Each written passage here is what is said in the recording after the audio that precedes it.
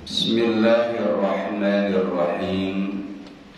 Assalamualaikum warahmatullahi wabarakatuh. Innal hamdalillah nahmaduhu wa nasta'inuhu wa nastaghfiruh wa na'udzu billahi min shururi anfusina wa min sayyiati a'malina.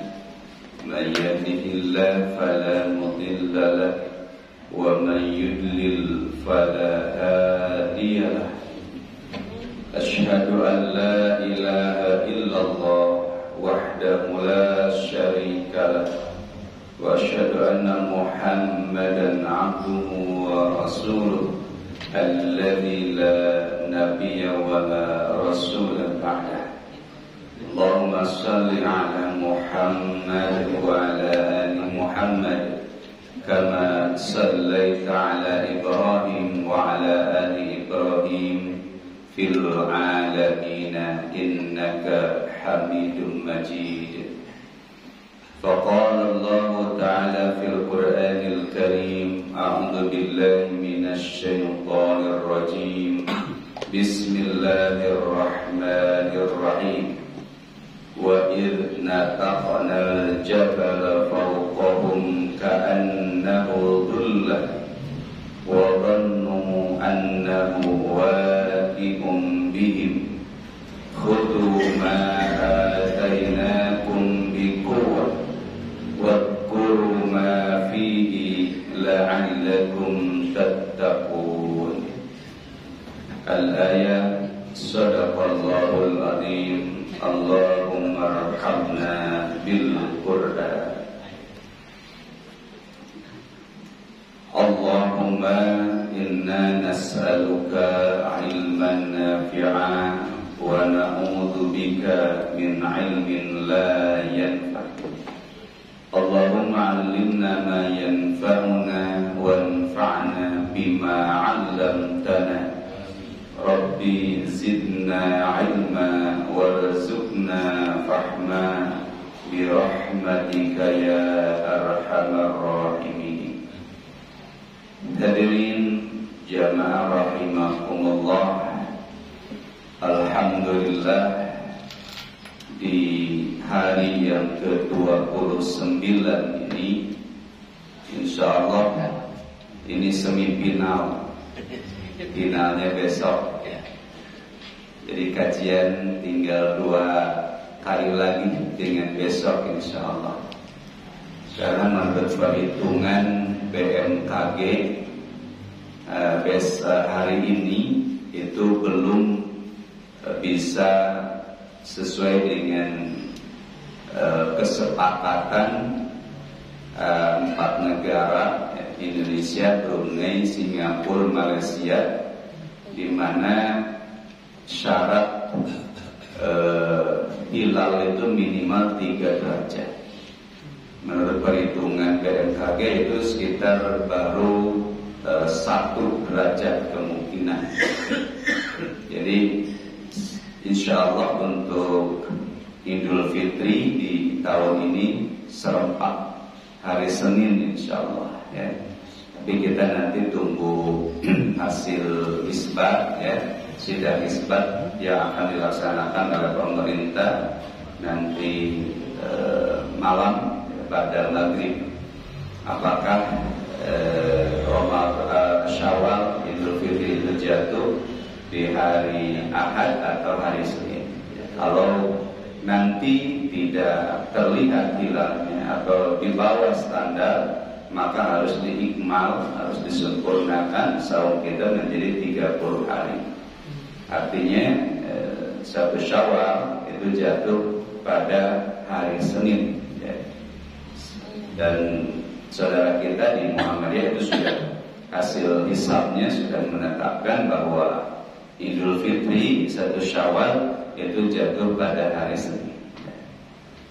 Hadirin rahimakumullah, kita akan melanjutkan tadarus Al-Quran kita yang insyaallah tema pada kesempatan subuh ini adalah al-ahdu bainan nas ya wa rabbih, perjanjian antara kita manusia dengan pencipta kita Allah Subhanahu wa taala.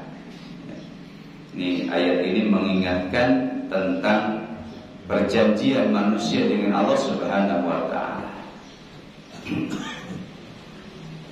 A'udzu billahi minasy syaithanir rajim. Bismillahirrahmanirrahim. Wa idna taqana, jeung nalika ngangkat kami al-jabala kana gunung fauqahu saluhureun maranehna ka'annahu seolah-olah eta gunung teh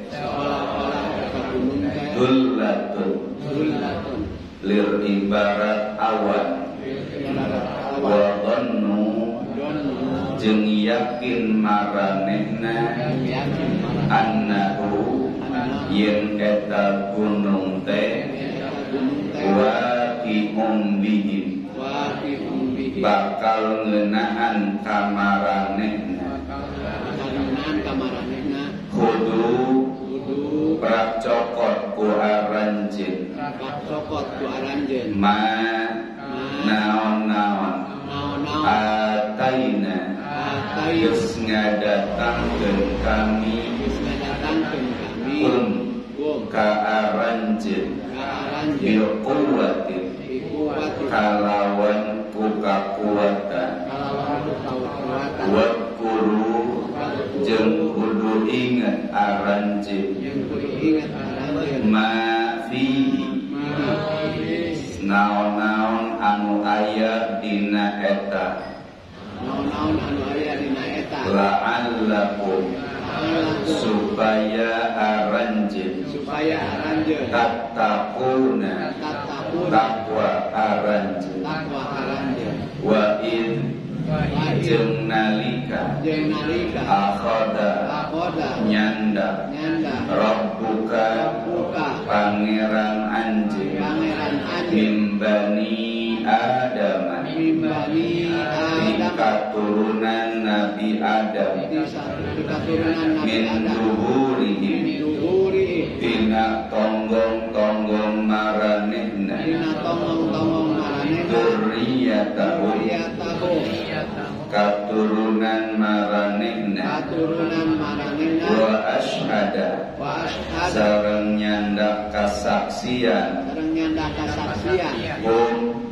ti maranehna ala anfusihim kana diri-diri maranehna alastu lain kuring teh bi rabbikum pangeran aranjeun qalu ngajawab maranehna bala kantos syahidna kami nyakseni sadayana antaqulu supaya henteu ngomong maranehna yaumal qiyamati dina poe kiamat inna saestuna kami kunna kabuktian kami an hada dina ieu perkara ghafilina tinu lalai au taqulu atawa supaya teu ngomong maranehna innama ayaliya asyraka yen musyrik kami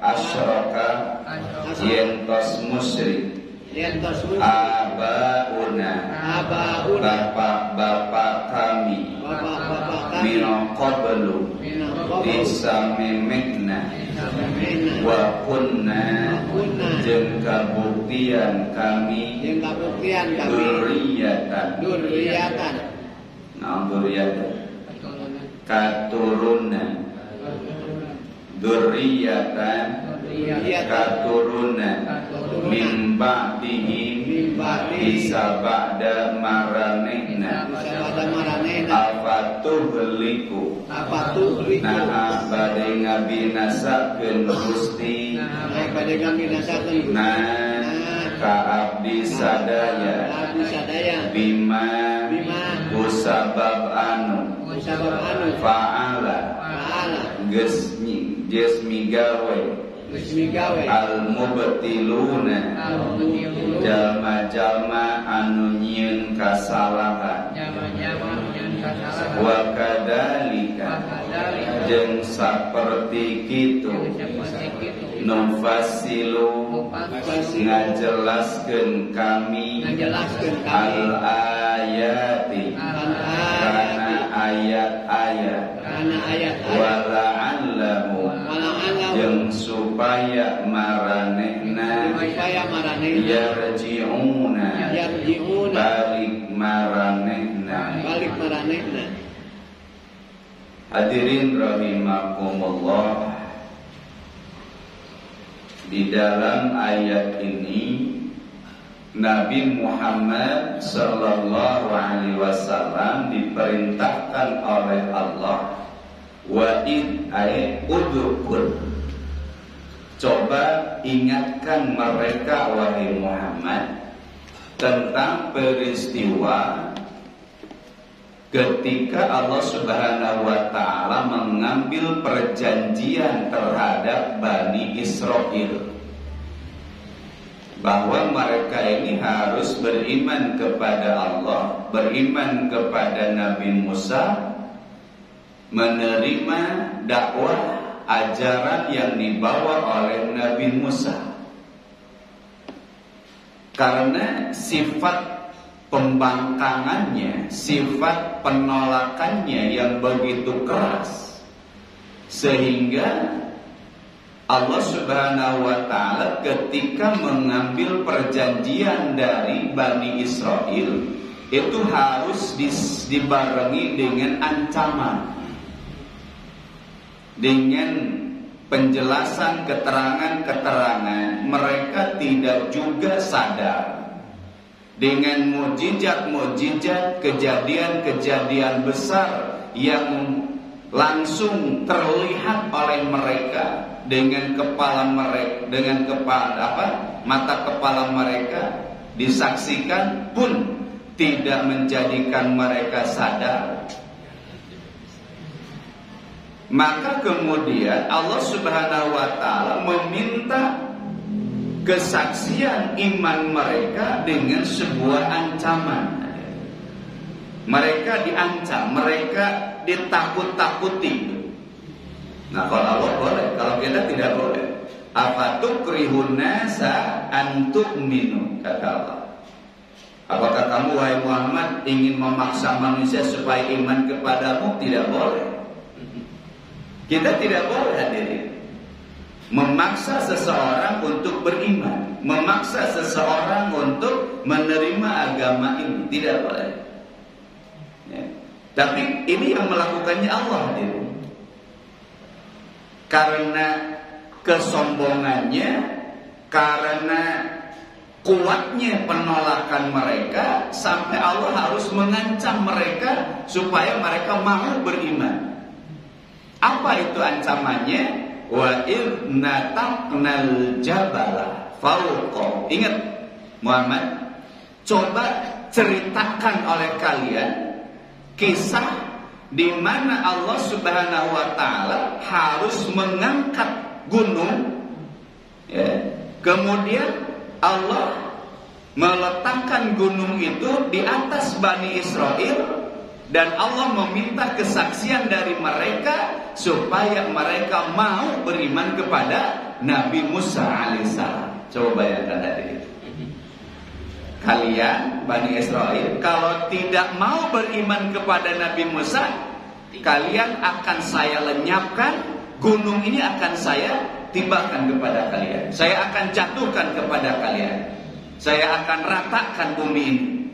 Sampai seperti itu hadirin Allah.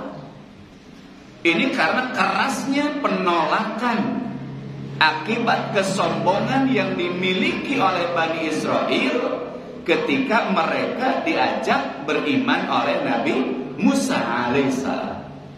Dinasihati, diingatkan, diperlihatkan keagungan-keagungan Allah, begitu. Tetap mereka ini tidak mau beriman. Sampai Allah harus memberikan ancaman kepada mereka supaya mereka mau beriman.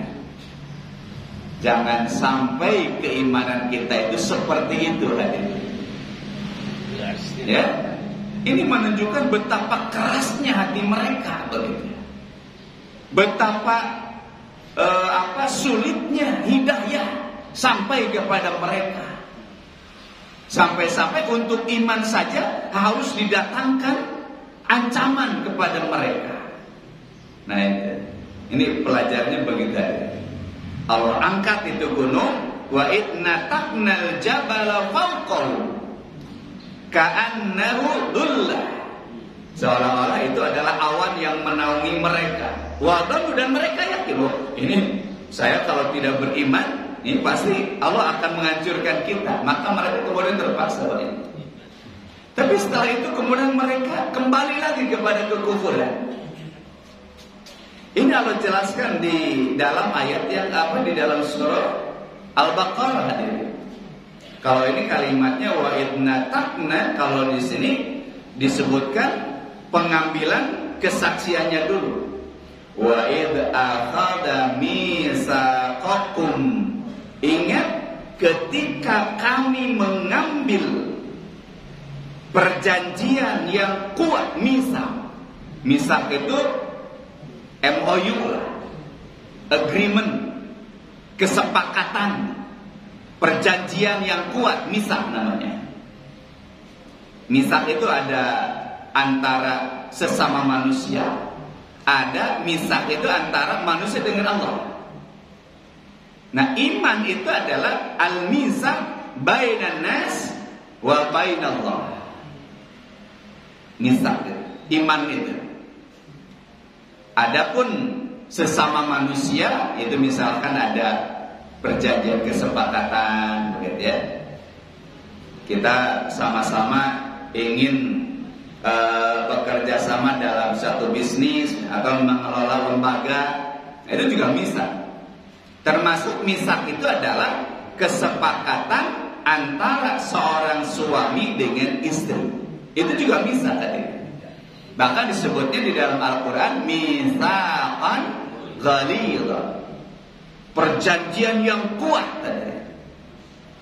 Ini kalimat misak itu Allah sebutkan antara manusia dengan manusia dan antara manusia dengan Allah. Mitsaqan ghalidha itu. Yang satu adalah ikatan pernikahan, yang satu adalah perjanjian antara Allah dengan para nabi. Itu sama kalimatnya, mitsaqan ghalidha.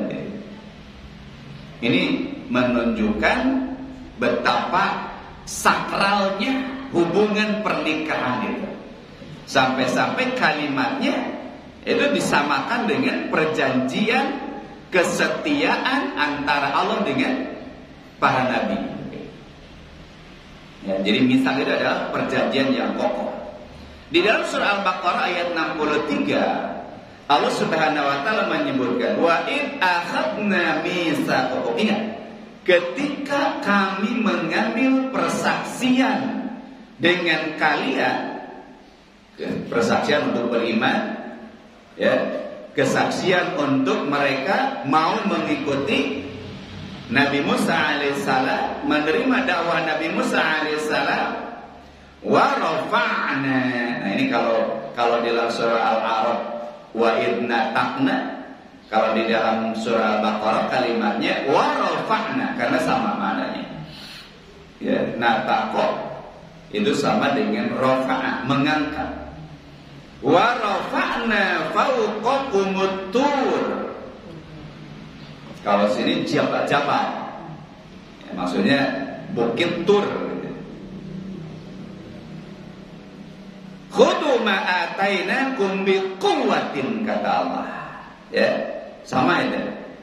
Kata Allah, wa khudu ma atainakum biquwwatin, sama. Nah, inilah keunikan Al-Qur'an ini. Jadi banyak ayat-ayat yang sama, kalimat-kalimat yang sama, ya, itu ditempatkan oleh Allah di dalam surat-surat yang berbeda. Nah, seperti ini kan sama begitu. Kata Allah, "Khudhu ma atainakum biquwwatin." Hai Bani Israel, pegang teguh dengan sekuat tenaga kalian apa-apa yang kami turunkan kepada kalian. Jadi kalau kita bayangkan kepada kita, Allah menyampaikan kepada kita, "Hei umat Nabi Muhammad, ya, kalian ini harus beriman kepada Nabi Muhammad, harus beriman kepada Allah Subhanahu wa taala. Kalian harus berpegang teguh kepada Al-Qur'an, pegang teguh Al-Qur'an dengan sekuat-kuatnya." Sebagaimana dulu disebutkan, ya, kata Rasul, beliau berwasiat kepada para sahabat supaya berpegang teguh kepada Al-Quran, berpegang teguh kepada Sunnah. Kata Rasul, wa'adu alaihi bin nawajid, gigit dengan gigi geraham kalian, kata Rasul. Artinya berpegang teguh at-tamassuk bil Quran, at-tamassuk bis Sunnah, at-tamassuk bil Islam, itu harus dengan kekuatan, serius, sungguh-sungguh, begitu ya, sekuat mungkin. Jangan mudah tergoda untuk melepaskan keimanan yang telah Allah berikan kepada kita. Abdu Ali bin Nawajid. Kenapa di sini Allah menyebutkan, ya, khudu ma atainakum biquwwatin, harus kuat memegang ajaran Islam itu. Karena tentu ketika kita sudah menyatakan keimanan, sudah menyatakan keislaman, maka Allah Subhanahu wa taala akan mendatangkan ujian-ujian. Itu masalahnya. Jadi kalau kita tidak sungguh-sungguh, kita tidak kuat memegang ajaran Islam ini, maka ketika kita ini diuji, itu akan lepas. Akan lepas, hadirin. Karena sunnatullahnya bahwa keimanan itu akan berhadapan dengan ujian. Di dalam surah Al-Ankabut Allah menyebutkan, ahasiban nasu ayyutraku ayyaqulu amanna wa hum la yuftanun. Ayat 2. Ahasiban nas, apakah manusia mengira, ayyaqulu amanna, setelah menyatakan keimanannya, mengikrarkan keimanannya, ayyutraku, dibiarkan begitu saja? Tidak, hadirin. Tapi ketika kita sudah menyatakan, mengikrarkan, memberikan kesaksian akan keimanan kita kepada Allah, kepada agama ini, maka kata Allah Subhanahu wa taala, walaqad fatannal ladzina min qabli, sungguh kami telah menguji orang-orang sebelum kalian.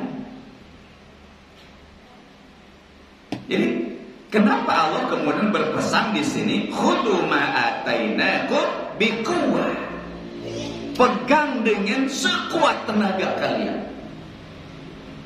Gitu ya. Kata Rasul, orang yang berpegang kepada kebenaran itu ibarat dia sedang menggenggam bara. Bara, tahu bara? Ruhak. Bagaikan kita ini memegang bara api. Dipegang membakar, panas. Dilepas, mati. Kita akan gelap, gitu ya. Hilang cahaya. Nah seperti itulah memegang prinsip kebenaran itu begitu. Memegang Al-Quran, memegang Islam itu seperti itu. Maka kata Allah, bikuatin, dengan penuh kekuatan. Karena kami akan menguji kalian. Kemarin disebutkan wa balawnahum bil hasanati wassayyi'at. Kami akan menguji kalian dengan kesenangan, kelapangan, wassayyi'at juga dengan kesulitan. Iman itu akan dihadapkan dengan ujian. Nih, saya coba nih uji dengan ditawari jabatan nih, kuat nggak imannya begitu. Saya akan uji nih imannya dengan apa? Dengan bergelimang harta, kuat nggak pegang imannya? Gitu. Atau saya uji dia dengan kekurangan, dengan penyakit, ya? Kuat, kira-kira kuat nggak? Masih bertahan nggak dalam imannya? Nah itulah, maka ini Allah berwasiat kepada kita biquwwah, harus kuat memegang prinsip itu. Karena tidak mudah, tidak ringan hadirin. Mempertahankan akidah, mempertahankan ketauhidan, mempertahankan keimanan, mempertahankan kebenaran, mempertahankan prinsip itu tidak mudah, tidak ringan hadirin. Kata Allah, falaqtahamal aqabah. Kamu akan menempuh perjalanan yang mendaki. Mempertahankan keimanan itu seperti mendaki, berat, gitu. Ya, berat. Nah, maka kata Allah, khudhu ma atainakum biquwwatin. Harus kuat kita dalam keimanan itu, kuat berpegang ya kepada prinsip kita itu. Khudhu ma atainakum wadhkuru ma fihi. Pelajari oleh kalian ayat-ayat yang telah Allah turunkan kepada kalian, datangkan kepada kalian. Pelajari, ambil pelajaran, ambil hikmah dari Al-Quran. Kalau kepada kita ini, pelajari itu Al-Quran, ambil hikmahnya Al-Quran itu. Wadhkuru ma fihi. Fihi di sini adalah apa-apa yang telah Allah berikan kepada kalian, kepada kita. Ayat-ayat yang telah Allah berikan, yang telah Allah turunkan, pelajari. Wadkur, ya, pelajari. Begitu. La'allakum tattaqun. Nah, di sini ada harapan dari Allah Subhanahu wa taala. Ya, Allah menawarkan ketakwaan kepada kita. La'allakum tattaqun. Sebagaimana Allah menawarkan ketakwaan dengan saum. La'allakum tattaqun. Allah akan memberikan ketakwaan, menguatkan ketakwaan, menambah ketakwaan apabila kita melaksanakan saum, kan begitu maknanya. Nah, di dalam ayat ini Allah menyebutkan la'allakum tattaqun setelah apa? Satu, berpegang dengan kuat terhadap prinsip, terhadap keimanan, terhadap kebenaran. Satu. Yang kedua adalah selalu mengambil pelajaran-pelajaran dari ayat-ayat Allah yang didatangkan kepada kita. Apa itu? Ya Al-Quran kalau kepada kita. Kalau dulu kepada Bani Israel apa? Kitab Taurat. Jadi kalau Bani Israel itu berpegang teguh kepada kitab Taurat, kemudian mereka mengambil pelajaran, melaksanakan petunjuk kitab Taurat itu, niscaya mereka ini akan menjadi orang yang bertakwa. Artinya Allah, kalau kita berpegang teguh kepada Al-Quran yang Allah turunkan kepada Nabi Muhammad, kemudian kita pelajari itu Al-Quran, kita ambil hikmah, petunjuk dari Al-Quran, maka inilah syarat untuk meraih ketakwaan terhadap Allah Subhanahu wa ta'ala. Maka di dalam Al-Quran Allah menyampaikan, dzalikal kitabu la raiba fi hudan lil muttaqin. Ketika kita berpegang teguh kepada Al-Quran, ketika kita mengambil pelajaran dari Al-Quran, maka itulah jalan takwa kita, cara kita untuk menumbuhkan ketakwaan di dalam diri kita, meraih ketakwaan kita, berpegang teguh kepada Al-Quran, mengambil pelajaran, ya, Al-Quran sebagai petunjuk hidup kita. Itu pelajarannya. Nah, kemudian ayat yang ke-172 ini Allah mengingatkan kita tentang perjanjian luhur antara kita dengan Allah Subhanahu wa taala. Perjanjian agung antara kita manusia, hamba, makhluk dengan Allah Sang Khaliq. Ini Allah kisahkan di dalam ayat ini. Kata Allah, wa id akhadha rabbuka min bani Adam. Wa id, coba ingat-ingat. Ingat oleh kalian. Apa yang harus kita ingat? Ketika Allah Subhanahu wa taala mengambil perjanjian dari Bani Adam. Siapa Bani Adam? Kita manusia hadir. Kita. Di sini sebutnya apa? Dzurriyyah. Kita ini keturunan siapa? Keturunan Nabi Adam. Dzurriyyah, keturunan Nabi Adam. Artinya manusia secara keseluruhan. Manusia yang ada di alam dunia ini semuanya adalah keturunan Nabi Adam, dzurriyyah Nabi Adam. Mau orang Yahudi, mau orang Nasrani, semuanya adalah dzurriyyah Nabi Adam. Karena manusia pertama yang diciptakan oleh Allah adalah Nabi Adam. Kemudian Nabi Adam terus berkembang. Di sini ada kalimat duhur dari dohrun.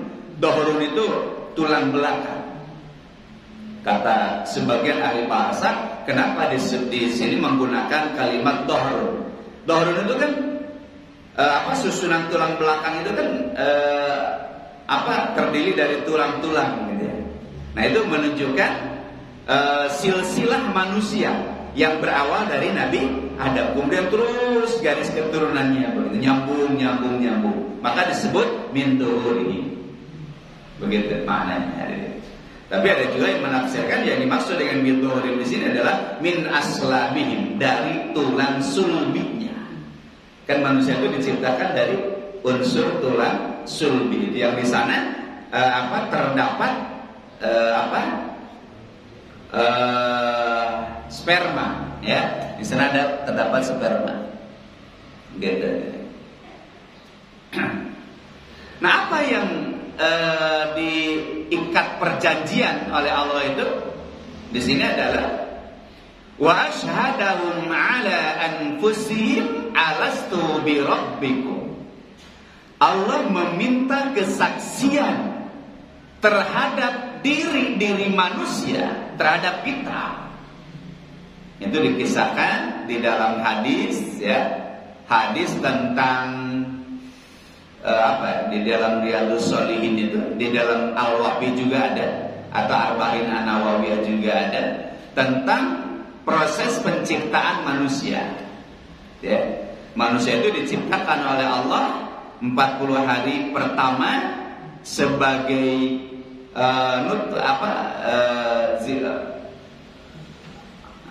nutfah, ya. Kemudian alaqah, kemudian mudghah. Itu 40 hari. Nah, kemudian setelah mudghah itu Allah tiupkan ruh kepada manusia. Allah hidupkan, Allah berikan nyawa. Nah, kemudian Allah memerintah kepada malaikat untuk meminta atau untuk menetapkan takdirnya. Allah menyuruh malaikat catat rezekinya, ya, catat jodohnya, catat nasibnya, ya, begitu. Nah, itu ketika usia kandungan 120. Jadi 40 hari ketiga 120. Nah, saat itulah kemudian Allah meminta kesaksian dari kita semua tentang apa? Alastu bi rabbikum. Ingat bahwa aku ini yang menciptakan kalian. Aku ini yang mengurus kalian nanti. Tidak ada yang bisa memberikan makanan kepada kalian di saat kalian ini ada di dalam alam rahim. Siapapun tidak bisa. Maka aku yang akan ngurusnya, kata Allah. Ana rabbukum. Begitu. Allah yang menciptakan, Allah yang mengurus kita. Allah mendatangkan suplai makanan supaya janin itu bisa hidup. Itu siapa yang ngaturnya hadirin? Allah. Maka Allah mengatakan, alastu birabbikum, nih, aku ini Tuhan kalian, aku ini pencipta kalian, akulah yang mengurus kalian. Maka dengan penuh kesadaran kemudian kita membenarkan, qalu bala syahidna, benar ya Allah, Engkau adalah yang menciptakan kami, Engkau adalah yang mengatur dan mengurus kami. Karena makna robba itu adalah mengurus tadi. Murabbi, orang yang memelihara. Murabbi, memelihara fitrah, memelihara keimanan, memelihara nilai-nilai kebaikan. Murabbi, menjaga, merawat, namanya murabbi. Ya. Nah, ini ayat ini menegaskan bahwa secara fitrah, ya, bahwa semua manusia itu sudah menyatakan imannya kepada Allah Subhanahu wa taala. Jadi manusia itu sudah beriman kepada Allah sejak ada di dalam alam rahim. Apa ini pernyataannya? Ketika Allah bertanya, meminta kesaksian kepada kita, ini aku ini adalah Tuhan, kamu harus memberikan kesaksian itu. Maka kemudian seluruh manusia memberikan kesaksian itu dengan jawaban bala syahidna. Kalau istilah sekarang, kalau bahasa kita, asyhadu an la ilaha illallah. Kan sama kalimatnya dari asyhadu. Kalau bala syahidna, ya kami telah menyaksikan, kami telah memberikan kesaksian tentang hal itu. Nah ini, jadi fitrah manusia itu adalah beriman. Fitrah manusia itu adalah bertauhid. Kalau di sini adalah tauhid rububiyah. Tauhid bahwa Allah adalah sang pencipta, bahwa Allah adalah yang memelihara, mengurus, merawat dirinya. Kalau datangkan makanan untuk mereka, ya, kan dalam rahim nggak bisa mendapatkan makanan dari luar, kan? Coba kalau bukan Allah yang mengurusnya, yang menjaganya, nggak bisa deh. Ya, tidak bisa, karena seluruh organ tubuhnya kan belum berfungsi. Maka Allah yang merawatnya, Allah yang menjaganya. Nah begitu. Ya. Nah, kenapa kemudian Allah mengambil kesaksian dari manusia ketika manusia itu ada di dalam alam arwah? Kata Allah, alasannya adalah antaqulu yaumal qiyamah inna kunna an hadza ghafilin, supaya tidak akan ada alasan bagi manusia nanti di yaumul hisab, kenapa kamu tidak beriman? Saya nggak tahu ya Allah. Gofil itu tidak tahu, tidak sadar, tidak ingat. Ya. Nah nanti kalau ada manusia yang matinya bukan dalam iman, matinya bukan dalam tauhid, maka ketika mereka menyampaikan jawaban atau alasan, saya nggak ngerti ya Allah, saya nggak tahu ya Allah, ini akan terbantahkan dengan kesaksian mereka saat mereka ini ada dalam alam rahim. Begitu. Artinya tidak ada alasan bagi manusia untuk tidak beriman, karena Allah telah menciptakan manusia secara fitrah untuk beriman. Maka Allah sebutkan di dalam surah Rum, ya, ayat ke-30, kata Allah, fa'aqim wajhaka lid-dini hanifa. Hadapkan diri kalian lid-dini hanifa, kepada agama yang lurus, agama yang tidak ada penyimpangan. Hanif, ya, lurus kepada kebaikan. Hanifah. Itulah fitratallah. Itulah agama Allah. Aturan Allah Subhanahu wa taala, allati fatarana 'alaiha. Yang Allah sudah menciptakan manusia di atas fitrah itu.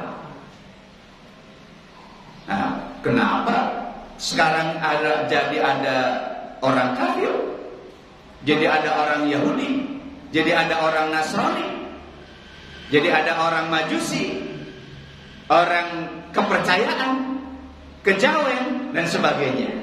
Nah, ini kemudian dijawab oleh Rasulullah sallallahu alaihi wasallam di dalam riwayat Imam Bukhari, Sahih Bukhari. Diterima dari sahabat yang bernama Abu Hurairah. An Abi Hurairah qala, kata Abi Hurairah, ya, dia beliau berkata, qala Nabi. Dia menerima hadis ini dari Nabi sallallahu alaihi wasallam. Apa kata Nabi? Kullu mauludin yuladu 'alal fitrah.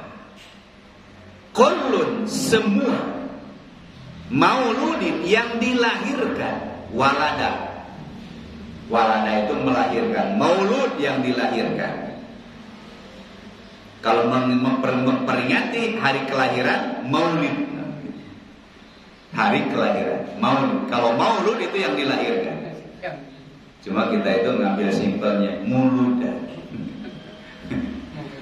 Mulud itu yang dilahirkan.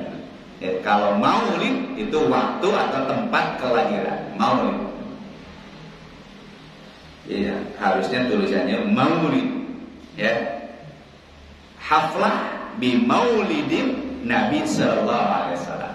Jadi perayaan dengan waktu kelahirannya Nabi Muhammad SAW. Jadi maulid, kalau orang Arab itu maulid, bukan mulud. Mulud orang Sunda, muludan. Kata Rasul, kullu mauludin, setiap yang dilahirkan, yuladu, telah dilahirkan alal fitrah, berada di atas fitrah, berada di atas tauhid. Tauhid apa? Rububiyah. Jadi sejak lahir itu sebenarnya manusia itu sudah bertauhid. Kita ini sudah bertauhid. Tapi kemudian kenapa menjadi Yahudi? Kenapa menjadi Nasrani? Kenapa menjadi Majusi, penyembah api? Fa'abawahu, maka kedua orang tuanya yuhawidani, yang menjadikan anak itu seorang Yahudi, au yunassiranihi, atau menjadikan si anak itu menjadi Nasrani, au yumajjisani, atau menjadikan mereka ini sebagai penyembah api. Jadi yang salah siapa? Orang tua. Kenapa anak ini menjadi tidak mengenal Allah? Kenapa anak ini kemudian menjadi penyembah kepada selain Allah? Yang memiliki andil besar untuk menyimpang, ya, dari fitrah itu adalah orang tua. Dalam dunia pendidikan, makna daripada abawahu di sini adalah baik itu orang tua secara biologis atau lingkungan di mana anak itu tumbuh. Bisa jadi yang menyebabkan penyimpangan fitrah anak-anak kita itu adalah lembaga masyarakat di mana dia bergaul.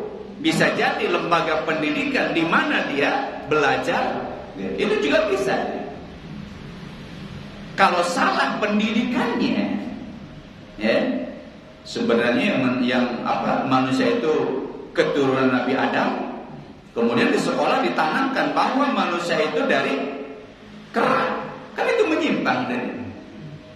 Siapa yang mengajarkan manusia dari kera itu? Di sekolah. Itu sudah menyimpang dari fitrah semula. Maka makna abawahu di sini bisa orang tua secara biologis, bisa lingkungan masyarakat di mana dia ini tumbuh, ya, atau juga lingkungan lembaga pendidikan di mana dia ini mencari ilmu. Maka tugas utama seorang tua adalah menjaga fitrah anak kita. Ini yang paling penting hadirin. Menjaga fitrah anak-anak kita. Supaya apa? Supaya nanti ketika mereka ini meninggal dalam keadaan fitrah, meninggal dalam keadaan bertauhid kepada Allah Subhanahu wa taala. Ketika anak-anak kita meninggal dalam fitrah, dalam tauhid, berarti kita sudah menunaikan amanah kita dari Allah Subhanahu wa taala. Karena Allah sudah menyebutkan di dalam Al-Qur'an, ya ayyuhalladzina amanu la takhunullaha war rasul wa takhunu amanatikum. Kalian jangan mengkhianati Allah, kalian jangan mengkhianati Rasul, kalian jangan mengkhianati amanat-amanat yang ada di pundak kalian. Nah, di antara amanah itu adalah anak kalian. Anak kita itu amanah dari Allah Subhanahu wa taala. Maka tugas paling penting pendidikan anak itu adalah bagaimana kita merawat, menjaga fitrah anak kita supaya tetap di dalam ketauhidannya kepada Allah Subhanahu wa taala. Itu yang terpenting.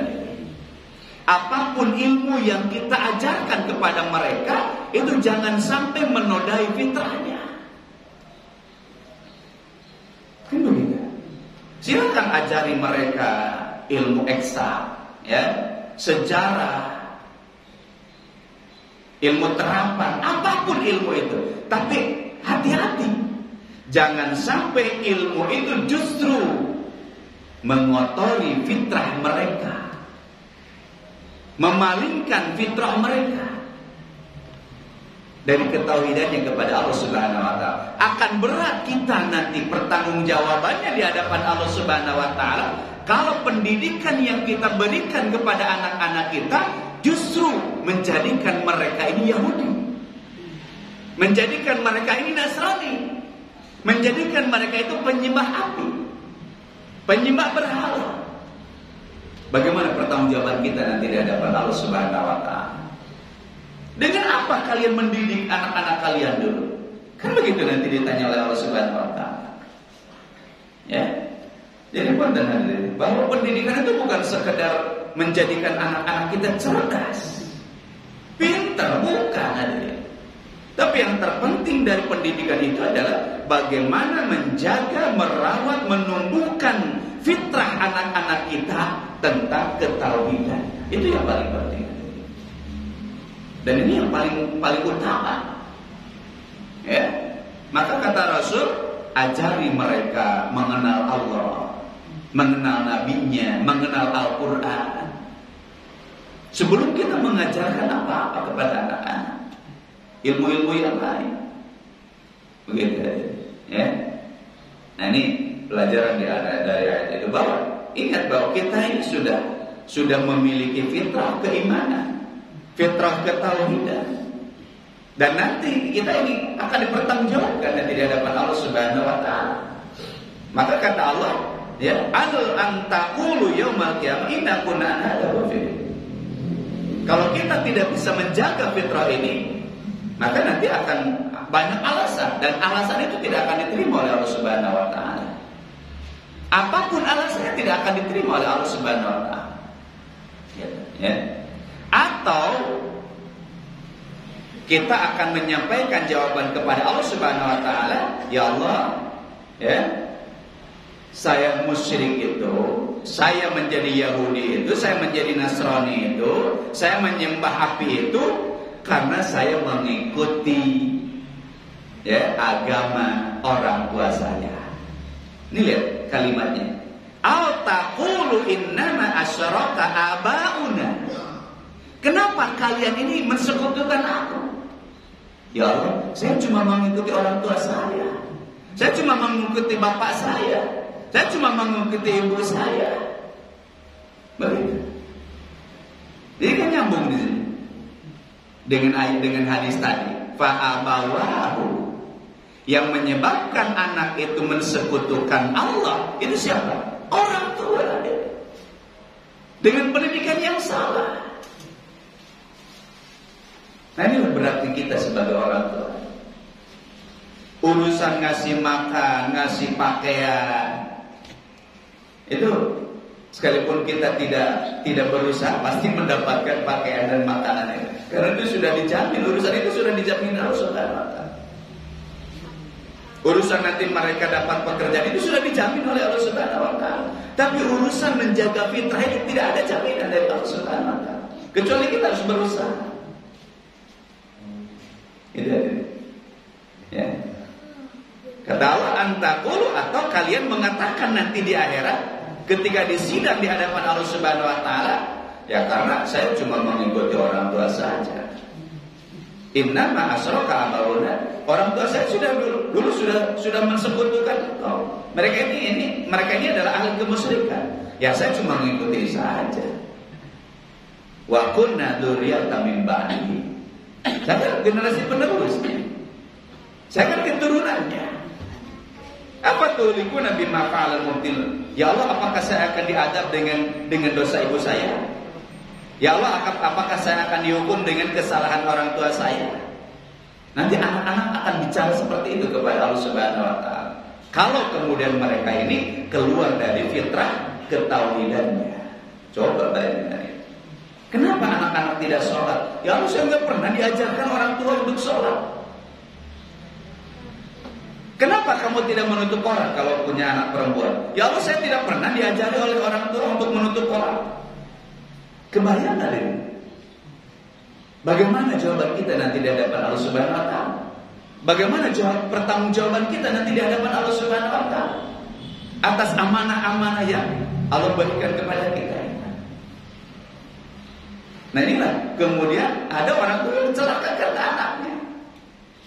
Orang tuanya hampir saja ke surga, anaknya ke neraka. Ya Allah, saya nggak rela. Saya ke neraka itu gara-gara orang tua saya. Maka saya ingin dengan orang tua saya. Duduk orang tuanya. Wayana sana kudu babarengan aja. Dan dengan ditik bongan. Nah ini ada ngomong. Ya. Nah ini ayat ini menegaskan bahwa tugas kita orang tua adalah supaya anak-anak itu terus di dalam fitrahnya, terjaga fitrahnya. Ya. Wa kadzalika nufassilul ayati wa la'allahum yarji'un. Nah, begitulah Allah menjelaskan ayat-ayat supaya kita kembali kesadaran. Supaya kita ini mengingat kembali, tersadarkan kembali, kemudian mau kembali kepada Allah Subhanahu wa ta'ala. Gitu ya. Jadi ini ayat ini menjelaskan tentang satu tadi wa ibnataqnal jabal, bahwa Allah pernah mengancam Bani Israel ya, supaya mereka ini mau beriman. Kenapa Allah sampai mengancam begitu? Karena pembangkangan mereka, karena keras kepalanya mereka terhadap dakwah Nabi Musa alaihissalam. Sampai-sampai Allah harus mengancam mereka, hati-hati kamu. Kalau kamu tidak mau beriman, kalau kamu tidak mau mengikuti Nabi Musa, kalian akan saya ruang dengan bukit ini. Ya, kan ngeri kalau sudah seperti itu. Masa kita mau beriman harus seperti itu dulu begitu. Kemudian yang kedua, rahimahullah, ayat ini mengatakan bahwa kita ini ya, tugas kita adalah menjaga fitrah. Karena sejak lahir, bahkan sejak ada dalam kandungan ibu kita ini sudah bertauhid, kita ini sudah beriman kepada Allah Subhanahu wa ta'ala. Maka kita ini harus bisa menjaga fitrah itu, ya, harus menjaga dan merawat keimanan itu. Ya. Maka kemudian di dalam sholat kita sering diingatkan, ya, kita sering diingatkan dengan membaca ayat iyyaka na'budu wa iyyaka nasta'in. Ayat iyyaka na'budu wa iyyaka nasta'in ini adalah ayat pengingat kita bahwa kita ini sudah terikat dengan perjanjian agung, perjanjian yang kuat sebagai hamba Allah Subhanahu wa taala. Maka terus kita berjanji kepada diri kita, berjanji kepada Allah Subhanahu wa taala, ya Allah, selama kami hidup, kami hanya akan beribadah kepadamu ya Allah. Maknanya begitu. Karena di dalam riwayat di dalam hadis itu disebutkan ketika Rasul itu membaca surah Al-Fatihah, ya, maka Rasul kemudian menyebutkan qasamtu shalah baini wa bainallah wa baini wa baina abdi, kata Allah. Saya membagi, yang maksud sholat di sini adalah surat Al-Fatihah. Saya membagi surat Al-Fatihah itu menjadi dua bagian. Satu bagian untuk aku, satu bagian untuk hamba-Ku. Ketika kita membaca iyyaka na'budu wa iyyaka nasta'in, maka kata Allah, hada baini wa baina abdi, kata Allah. Nah, ini perjanjian aku dengan kalian, kata Allah. Baini wa baina abdi, perjanjian antara aku dengan hambaku. Wali abdi masalah, dan bagi hambaku apa yang dia inginkan. Kan isti'anah itu meminta bantuan kepada Allah. Gitu. Jadi ayat ini ya, menjelaskan tentang fitrah tadi, perjanjian tadi. Maka ketika kita sholat, kemudian kita diingatkan lagi iyyaka na'budu wa iyyaka nasta'in, itu adalah pengingat perjanjian kita dengan Allah Subhanahu wa taala. Hadirin rahimakumullah, itu yang bisa kita sampaikan, bahas pada kesempatan ini. Insyaallah besok ya terakhir ayat 175. Di Madinah ada Masjid Quba. Cakep. Para sahabat memakan buah tin. Cakep. Saat hari raya sudah tiba, bersihkan diri, sucikan batin.